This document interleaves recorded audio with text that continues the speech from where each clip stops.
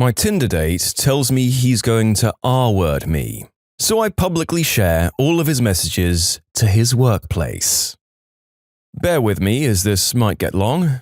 My revenge came in 2 parts, one petty and one pro, and a warning that some of the individual in question's threats get pretty graphic. The backstory. When I was 19 or 20, I'm 25 now, I met a guy on Tinder. Let's just call him Brad. Brad and I didn't get off to a great start, but I had no idea how bad it was going to get. At first, it just seemed like we were incompatible, as he was pushy and rude and I take no crap from anyone. If it had stopped there, I wouldn't be here right now, but it didn't stop there. Once I made clear that I found Brad repulsive and wanted nothing more to do with him, his messages took a turn. He threatened to stalk, do the unspeakable act, kidnap and dispose of me, along with some gory details about gouging out my eyes and stuff he'd do to my body. Particularly disturbing was his explicit desire to, quote, strangle me and watch the life leave my eyes. He also managed to find my home address 3 hours away from the city we were in, and threatened to come find me. As a side note, it was my dad's house, and some small part of me wanted to see exactly how badly it would turn out for him if he showed up there. Of course, I warned my dad and gave him a picture of the guy. I also took screenshots of everything he sent to me. Okay, so the petty revenge. Being a young woman with no idea whether this madman would actually go to lengths to find me, I called the cops. When they came, they looked at the messages, told me it constituted terroristic threats, but also told me there wasn't much they could do unless Brad actually showed up. They did take down his details, including where he worked, which is listed in his bio. This will be important later. From what I understand, the cops went to Brad's workplace to speak to him, and he refused, so they left. Nothing ever came of it. I could barely get them to call me back, much less get actual answers.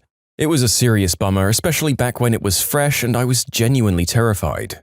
For the second part of the petty, I found his Facebook. Again, don't put your freaking workplace on all of your social media, and I snooped around and managed to find a couple of his family members. I sent them all the screenshots along with an explanation of what happened.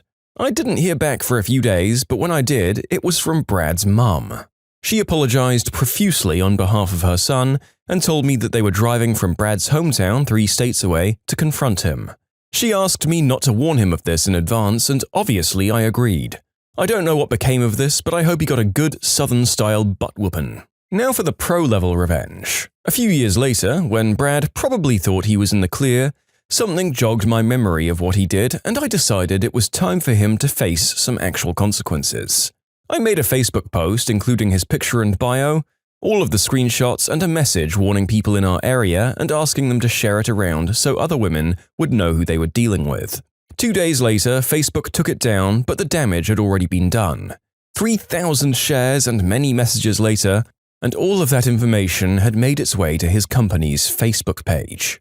From what I understand, they were absolutely flooded with messages about Brad and his behavior. They responded with a stock message about how they were dealing with it according to their policies. This was disheartening, as I assumed they were just going to blow it off. By this point, Brad had been working with them for at least 4 years. However, I soon learned that this was not the case. Several women from his company messaged me to thank me for coming forward and exposing the kind of person they were working with. It was through one of these women that I found out what happened to good old Brad. He was called into a meeting with his boss, HR, and CEO of the company. As a side note, this is a multinational company, and the CEO is a woman. They didn't take the situation lightly. Within 2 days of posting on Facebook, Brad had been fired and escorted off the premises by armed security. In the end, Brad got what he deserved, and now he has a massive blank spot on his resume, as this company was his first job out of college, and he can no longer get a letter of recommendation from them. As far as what became of him, I don't know. I never heard from him again, although I did get a message from his grandma telling me that what I was doing was illegal. I've moved cities since then, and he has no idea where I am, so I feel pretty safe. If he did show up, I'm in a state where you can legally light someone up just for trespassing on your property. It would be a massive mistake on his part to show up. In short, a man threatens me with some truly graphic and horrific stuff on a dating app. I inform the cops and his parents, and a few years later, I get him fired from his job. leaving a huge blank space on his resume that will be hard to explain. Yuck. Well, I guess there is the vague hint of a possibility that maybe Brad had changed in his years between the offense and his firing. I can see why it wasn't a good look for them. Regardless, if they fired him based on the truth of what he did, then it was justified. I'm a little bummed that we didn't get any feedback on the family confrontation that must have gone down between his family and Brad. How do you look your mum in the eye when that sort of evidence is brought up? Although evidently his grandma must have been more than okay with it, given that she decided to come after the author for posting it on social media.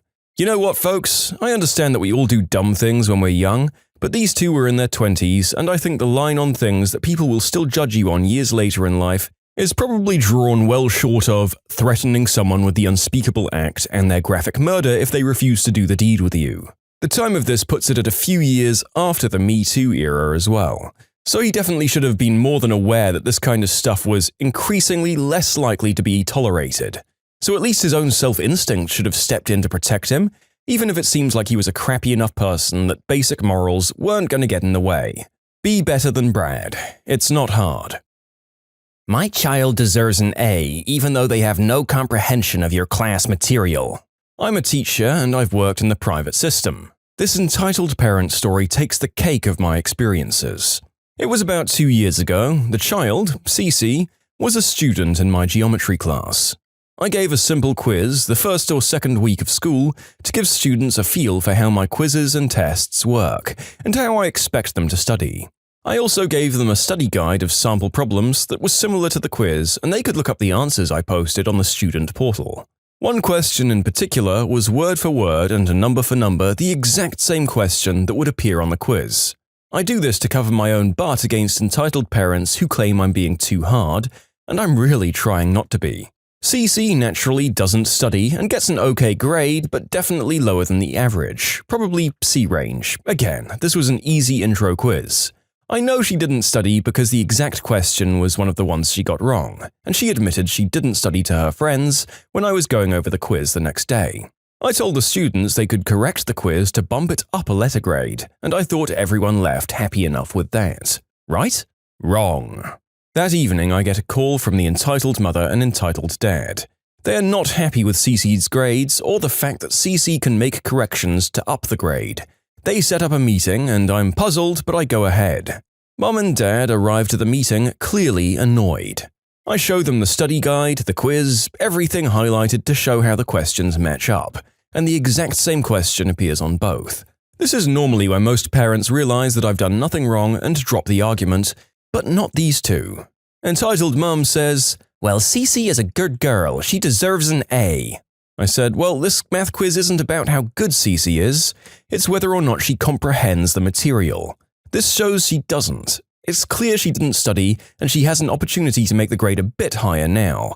Besides, this is a short intro quiz. It won't count for much in the long run.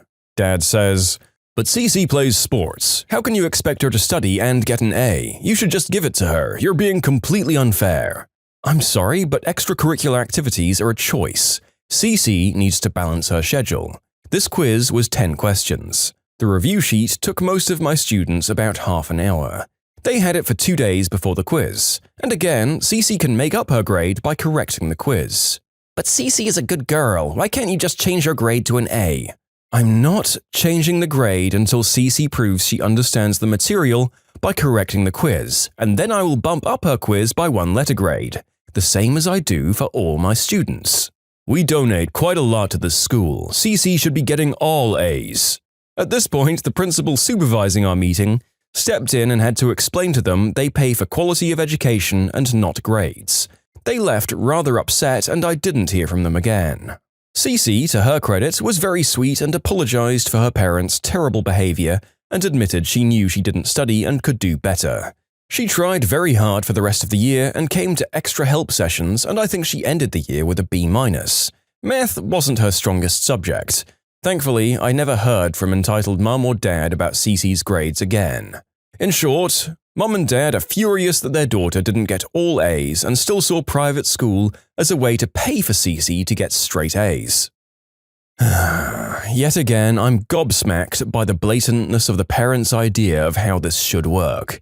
If you're going to try and do that, you have to at least word it in a way that isn't outright blackmail. Like, "Oh dear, I suppose if our daughter isn't thriving here, we'll have to move her and our donations to a spot where she can thrive." I mean, I'll admit that wasn't exactly brilliant, but it sure as all heck is better than just outright saying, "We donate and therefore she should get bumped up by 2 whole letter grades with no work." Like, guys, if you're gonna be corrupt, do it right. Jokes aside, I don't know what you can say to people like this. I'm just glad that not all places seem to mindlessly cater to goons like these based off their fabulous wealth. I'm sure that there's a couple of schools that will let kids get away with actual murder if the particular child's parents are drawing in the purse strings on a massive regular donation. Also, getting an entire letter grade bump for correcting a test is madness to begin with. That's a huge sweet deal, and if I had something like that in university, I would have been a straight-A student. This teacher was really lenient and chill and was putting in great work to actually prepare her kids. I don't know what more she could do to help, to be honest. Also, cred to Cece for being a nice kid despite her parents. If you like Am I the Jerk, you're probably going to love Am I the Genius. Check it out, linked below. Also, go to amithejerk.com/submit if you would like to submit your own stories. Entitled woman tries to steal from my mum. Once, long, long ago, in a time when my age started with a 1, I worked at a service desk in a large family-run grocery store that was in 4 different states. At that time, the rules are different to what they are now. With permission, one could cash a personal check for $100 without needing to buy anything.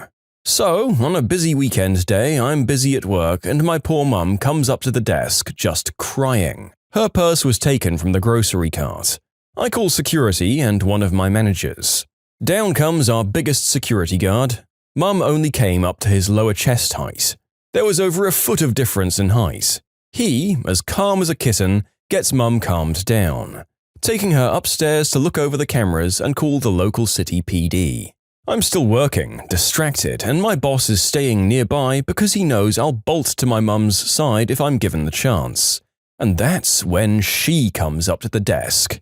In her cart is a very familiar-looking purse. Hooked to the strap is a keychain with a very familiar face on a sports picture. Immediately, I can feel a twitch start. She laughs at all the action that was taking place. How silly little old people can get. It's just a purse. I want to smack her. But I laugh instead while subtly trying to get my boss's attention, loudly asking what she needs and rubbing at one of my ears as if an explanation as to why I'm talking so loud. During this year, ear infections were going around schools and causing hearing loss. The lady pulls out a checkbook cover, which if she had flipped it over, she would have seen 2 familiar-looking people on the custom cover. She explains that she needs gas and cigarettes and didn't want to have to write 2 checks. So could she please get $100? Now, gas prices during this time sometimes dipped beneath $1, and cigs were less than $4, so why would she need $100? I, however, say I need to ask for approval since we were limiting check cashing limits. The lady just nods and proceeds to write out the check and falters when signing her name. Damn, that twitch I was getting. So I call the security office and play off that I was calling my boss for approval.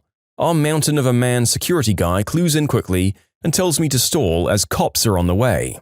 So I happily tell the lady that yes, I can cash her check, but sadly I can only do $50.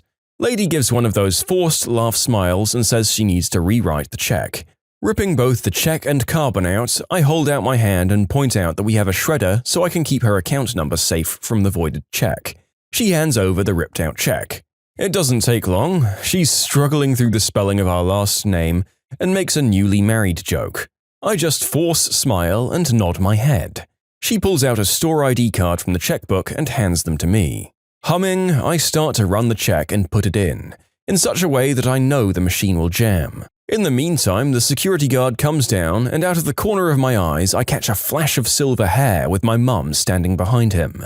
He moves to keep her out of sight from this lady. Proclaiming myself having a rotten day, I have to carefully extract the jammed check from the register. I apologize profusely to the woman and step from the front desk to the back to get cash for the check, saying that the cash office manager will have to look at the check to see if we can use it or if sadly we'll need a third one written. This lady is looking a bit miffed, but I have a feeling she knows if she makes any of a fuss, we won't cash a check for her at all. As it was, we were already doing this as a favor because our check cashing funds are at a low. That's when I hear them. It's the boys in blue asking for her to step to the side. She, after failing to attempt to explain herself out of trouble, finally exclaims how the heck did I know the check didn't belong to her. Reaching forward, I flip the keychain to face her and she finally looks at it and then at me. The picture might have been a year old, but darn it if I still haven't changed since high school. Her eyes get wide as I say, because the purse and contents are my mum's. Mum got her purse back, lady was carted away since she also attempted fraud and attempted check cashing. Mum did go to the trial, but I can't remember what happened and I'd need a medium to ask my mum about it. In short, a lady steals a purse and tries to cash a check with the daughter of the purse owner. It ends badly for this lady. Well done for catching this woman. I don't know if she was desperate or something, but she seemed like a real smooth criminal for coming up and having the gall to pass off the upset woman she had robbed as being a silly old thing and trying to cash the check moments after the theft while the victim was still in the store. In fact, I don't know if this lady set out to steal that day. This seems really spontaneous and like a crime of opportunity, regardless of how smooth she was. It's one of those heists that's actually a B+ on execution, even if it was an F on planning. Seriously, it probably would have worked if she hadn't gotten the daughter of the person she stole from as a cashier. Alright, so I've gone out of my way to credit this woman's skills. So the verdict? What a jerk! Stealing the purse of an old lady, back in the day when we didn't have phones and that particular bag would have contained basically everything that the lady would have needed in her day-to-day life. Not cool. Understatement of the decade, I guess. Good job for catching her. You obviously don't need it, and he needs it for his test. So this happened last week when I was on my way to work.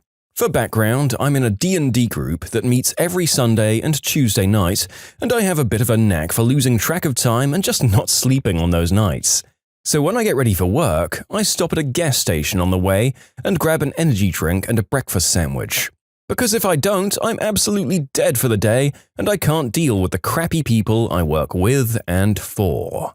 I'm also a bit of a chubby 20-something girl who doesn't really wear makeup. Basically a nice way of saying that I look a few shades better than that extra on The Walking Dead, but only because I'm not missing bits of skin. Anyway, I'm getting my sandwich and some gas for my car, and lucky me, I grab the last NOS in my favorite flavor. Cherry. It's the best. I then go over to the breakfast sandwich as the most Karen-y of Karens and her mid-teens failure of birth control come in together. She's getting a coffee and donuts, and her spawn is over by the energy drinks.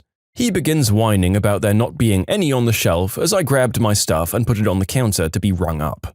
That's when the little brat sees that I have my drink and begins complaining, and lucky me that brings Karen's attention my way. "Hi," she said, obviously trying to push herself ahead of me in the line. "Can my son have that?"